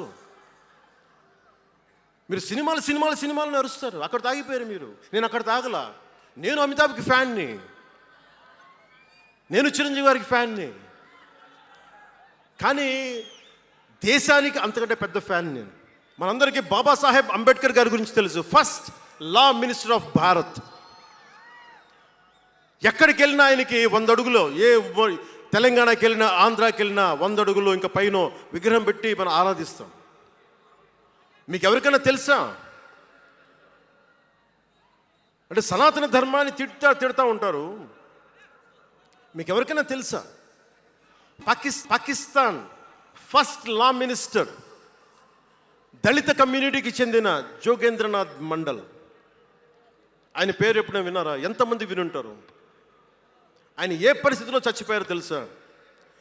ఆయన నేను భారతదేశాన్ని నమ్మను, పాకిస్తాన్ని నమ్ముతాను అంటే అంబేద్కర్ గారితో సహా చాలామంది వద్దని చెప్పినా కానీ ఆయన పాకిస్తాన్కి వెళ్ళిపోయి దాన్ని బంగ్లాదేశ్లో చాలా హిందూ జిల్లాలు కలిపేసి ఆయన దళిత కులాల నుంచి వచ్చిన వ్యక్తి. అందరూ ఆయన మాటలు నమ్మి ఆయన సమాజం హిందువులందరూ ఉండిపోతే దేశ విభజన తర్వాత జరిగిన గొడవల్లో దాదాపు ఆయన కుటుంబంలో బంధువులందరినీ ఊచకోతకోసి చంపేశారు. పాకిస్తాన్ లా మినిస్టర్గా వెళ్ళిన వ్యక్తి భారతదేశానికి తిరిగి కాందీసుకుడుగా వచ్చి చనిపోయారు ఆయన. అంటే ఏం చెప్తున్నది ఇది? 10-12% ఉండే హిందువులు పాకిస్తాన్లో, 10-12% ఉండే హిందువులు ఉండే పాకిస్తాన్లో, బలూచిస్తాన్లో అంతమంది ఉండే హిందువులు ఈ రోజున 1%-2% పడిపోయారు. బంగ్లాదేశ్ గొడవల నుంచి హిందువులు పారిపోతున్నారు. మన దేశంలో అలా జరిగిందా? ఎంత మర్యాద ఇస్తాం ఇస్లాంకి? నా దగ్గర ఉండే వ్యక్తులను అడగండి, ఇస్లాం పాటించే నా దగ్గర ఉండే నా సన్నిహితులను అడగండి. ఇది పవన్ కళ్యాణ్ గొప్పతనం కాదు, సనాతన ధర్మం నాకు నేర్పింది ఇది. నువ్వు రాముణ్ణి ఆరాధించు, అల్లాని గౌరవించు, అల్లాని ద్వేషించమని మాకు సనాతన ధర్మం చెప్పలా. ఇది చెప్పాలి, అర్థం చేసుకోవాలి. నేను ఒకసారి వైజాగ్లో 19లో ఒక సీనియర్ నాయకులను అడిగాను. నేనేమడిగానంటే secularism, what is the true meaning of secularism అని. మీరు ఒక హిందువు తప్పు చేస్తే ఖండించండి, ఒక ముస్లిం పట్ల ద్రోహం చేస్తే ఖండించండి, శిక్షించండి. అలాగే ఒక ముస్లిం ఒక హిందువుల్ని ద్వేషించినా దాడి చేసినా శిక్షించండి. ఇద్దరికి శిక్ష ఒకటే. అలా కాకుండా వీళ్ళనంటే ఓట్లు పోతాయి, వీళ్ళంటే ఓట్లు పోవని ఓట్లు రాజకీయం చేస్తేనే కదా ఈ రోజున ఇంత హైందవం భగవాన్ ఎందుకు ఉంది అంటే దీనివల్లే. Because of pseudo secularists. ఈ రోజున ఇది జరుగుతుందంటే because of you pseudo secularists, because of you. మీరే కనుక secularism, if you would applied in the true spirit, there would have no need for the changes what are there today. Old సిటీలో, పాత బస్తీ హైదరాబాద్లో మీరు 15 నిమిషాలు మీరు కళ్ళు మూసుకోండి పోలీసుల్ని, మేము హిందువులకి ఏంటో చూపిస్తామంటే నువ్వు ఎవరిని ఉద్దేశించి మాట్లాడుతున్నావు? హిందూ అంటే దాంట్లో పవన్ కళ్యాణ్ కూడా ఉన్నాడు. పొద్దున్న లేస్తే నేను హనీఫు, అబ్దుల్, మొత్తం రహీం వాళ్ళతోనే ఉంటాను నేను. కానీ నేను వాళ్ళతో ఉన్నాను కదా అని చెప్పి నాకు బాధ రాదని మీరు అనుకోకండి, తప్పది. ఓ గలత్ హై భయ్యా, తప్పది. వస్తుంది బాధ. నేను ఎవరిని నిందించట్లా. తిరుపతి కల్తీ లడ్డు చేస్తే నేను ముస్లింలను నిందించలా, క్రిస్టియన్లను నిందించలా. నేను నిందించింది దోషుల్ని పట్టుకోమని. చివరికి ఏం తేలారు? వాళ్ళందరూ హిందువులే కదా. నేను మాట్లాడుతుంది ఇది. This is secularism. If there is true secularism, మన నాయకులందరికీ చెప్తున్నాను, మీ అందరికీ చెప్తున్నాను, true secularism should be applied in the true spirit, not for damn convenient vote bank politics. Don't do it. Janasena is not for it. ఒక తప్పుని తప్పుగానే చెప్తాం. అంటే నేను ఎందుకు చెప్తున్నాను మీకు మాట అంటే, నారాజు గాకుర మా అన్నయ్య నజీర్ అన్నయ్య, ముద్దుల కన్నయ్య, మన రోజు మనకుంది మన్నయ్య అన్నామంటే డ్యాన్సులు చేసా మీ సరదా కోసం. 1 minute డప్పులతో దీంతో డ్యాన్సులు చేసి అది మీ సరదా కోసం. కానీ నా కోసం ఆ లిరిక్ రాసుకున్నా. దేనికి రాశాను? గుజరాత్లో ఆ మారణహోమం జరిగితే దానికి చాలామంది ముస్లింలు చనిపోతే బాధతోటి నా హృదయం స్పందించి మాస్టర్జీ అని ఒక ప్రజా కవి చేత నేను రాయించాను ఆ పాట. దాన్ని ఖండించినప్పుడు నేనేమనేది ఏంటంటే, అంటే నేను అంత నిష్పక్షపాతంగా ఉంటాను. నేను అనేది ఏంటంటే, గోద్రా మారణహోమం జరిగినప్పుడు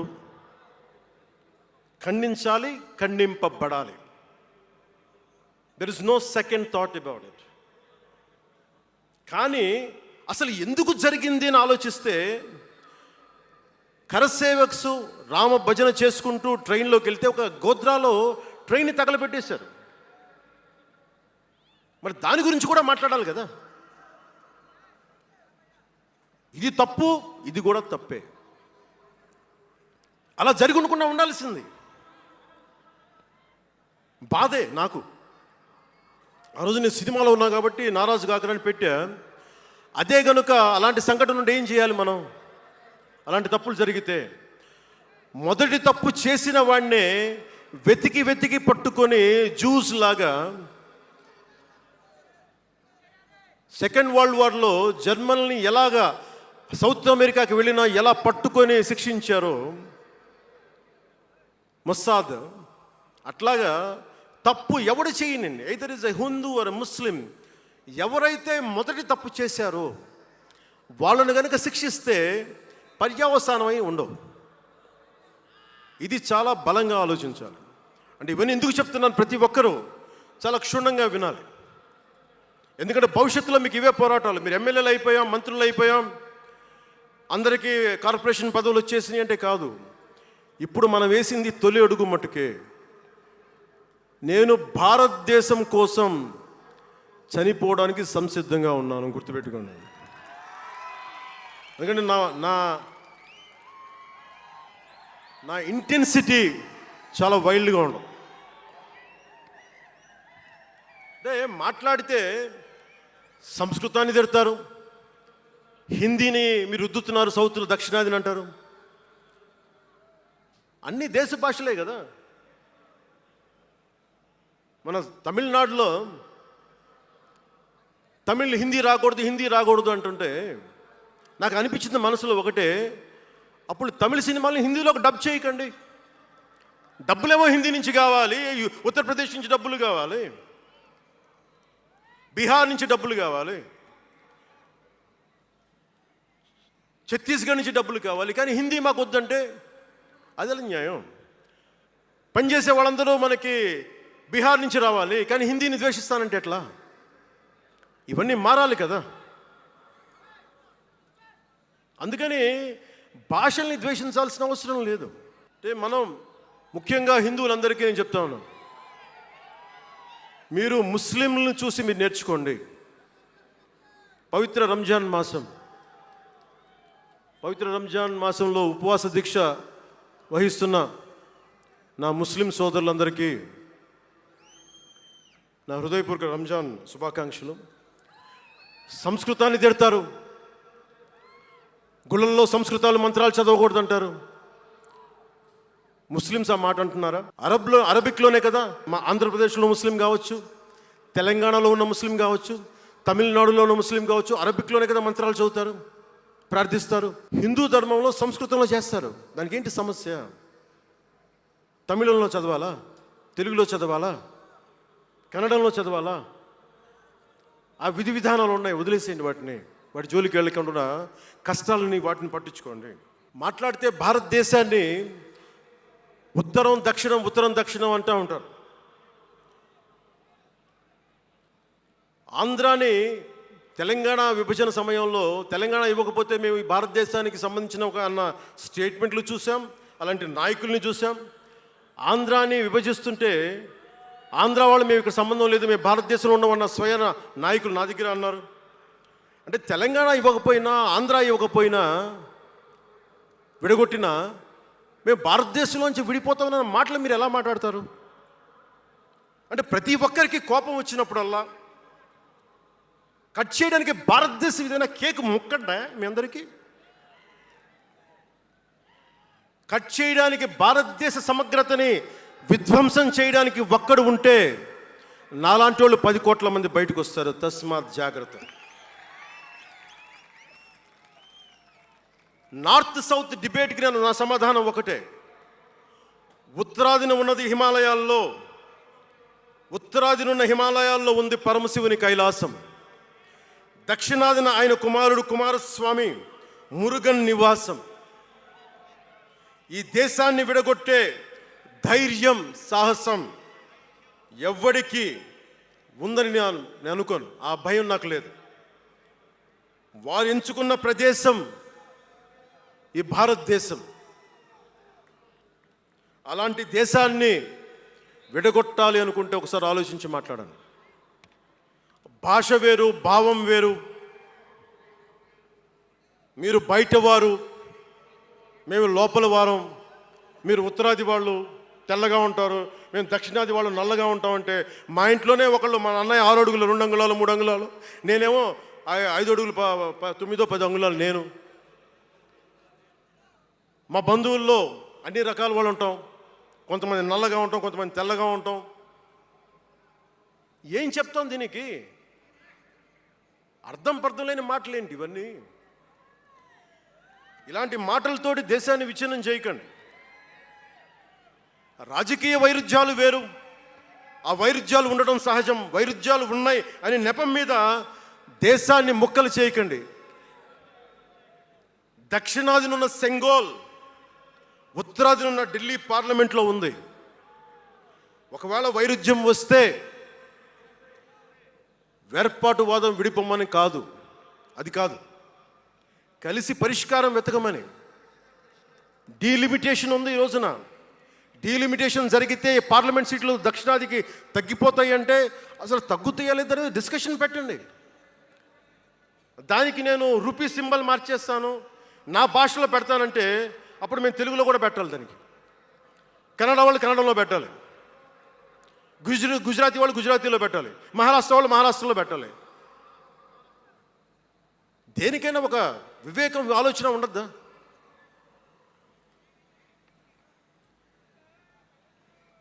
ఉన్నత పదవుల్లో ఉన్నవారు మీరు చాలా ఆలోచించి చేయాలి. చాలా ప్రభావితం చేస్తాయి మీ మాటలు.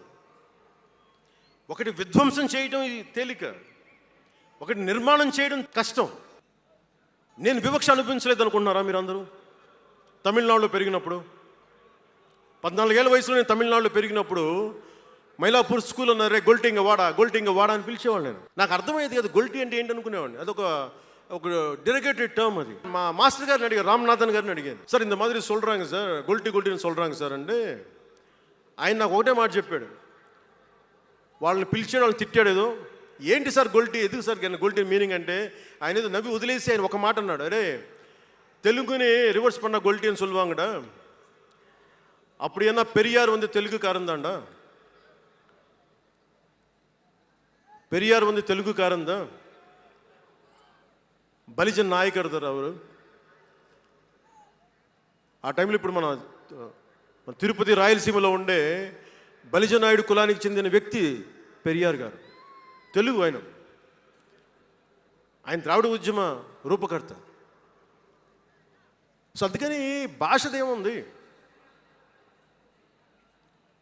అందుకని దీన్ని పెట్టుకొని విధ్వంసం క్రియేట్ చేయడం సరైనది కాదు. జన సైనికులకి, వీర మహిళలకు, నాయకులకు, అండగా ఉన్న శ్రేయోభిలాషులకు, ఆదరించిన ప్రజలకు, నమ్మి నిలబడ్డ సహచరులకు ఒకటే చెప్పదలుచుకున్నాం, మీరే నా బంధం, మీరే నా అనుబంధం, మీరే ఈ జనసేనానికి రక్త సంబంధం. మనందరికీ ఒక కీలక కర్తవ్యం ఉంది. దాని గురించి మాట్లాడుకోబోయే ముందు కవి శేషేంద్ర వాక్యాలు చెప్పి ముగిస్తాను. ఒక తరాన్ని ప్రసవింపజేయడం అంటే ఒక తమాషా కాదు, ఒక నిండు కళల జగత్తుని మేల్కొల్పడం.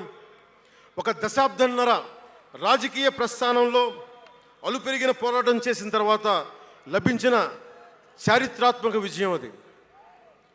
అందుకని మీ అందరికీ చాలా బాధ్యతగా ముందుకెళ్దాం. ఈ విజయం పుట్టుకే 100% స్ట్రైకింగ్ రేట్.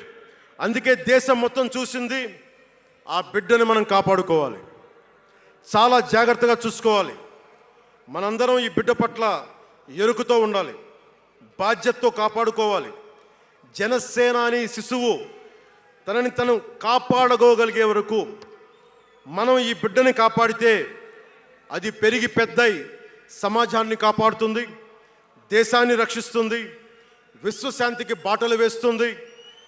అందుకే ఈ బిడ్డని మనందరం కంటికి రెప్పలా కాపాడుకుందామని చెప్పి శపథం చేద్దాం. ఒక అవతారం, దాని పుట్టుక ఎలా ఉంటుందో మహాకవి శ్రీశ్రీ కవితా పంక్తుల్లో చెప్పి ప్రసంగాన్ని ముగిస్తాను. యముని మహిషపు లోహగంటలు మబ్బు చాటున కణేల్మన్నాయి, నరకలోకపు జాగిరమ్మలు గొలుసు తెంచుకు ఉరికి పడ్డాయి, ఉదయ సూర్యుని సప్తాహయములు నురగలెత్తే పరుగు పెట్టాయి, కనకదుర్గా చండసింహం జూలు విదిలించింది, ఇంద్రదేవుని మనపటేనుగు ఘింకరిస్తూ సవాల్ చేసింది, ఆది సూకర వేదవేద్యుడు గుర్ఘరిస్తూ కోరసాచాడు, పుడమ తల్లికి పురిటి నెప్పులు కొత్త సృష్టిని స్ఫురింపింపజేశాయి. జన సైనికులు మీరు జాగ్రత్తగా ఉన్నంతకాలం మన ఎమ్మెల్యేలందరూ బాగుంటారు, మన మంత్రులందరూ బాగుంటారు, నేను కూడా బాగుంటా. మీరు డిసిప్లిన్లో పెట్టాల్సింది మమ్మల్ని కూడా డిసిప్లిన్లో పెట్టండి మీరు. అందుకని 11వ ఆవిర్భావ దినోత్సవం ముగించుకొని 12వ ఆవిర్భావ దినోత్సవం వైపు వెళ్తున్న మీ అందరికీ వచ్చినందుకు ప్రతి ఒక్కరికి ధన్యవాదాలు తెలియజేసుకుంటూ, మీ పెద్దలకి, నాకంటే వయసులో పెద్దైన వారందరికీ నా నమస్కారాలు తెలియజేయండి, పాదాభివందనాలు తెలియజేయండి. అందరూ క్షేమంగా ఇళ్ళకి వెళ్ళండి. సర్వే జనో సుఖినో భవంతు.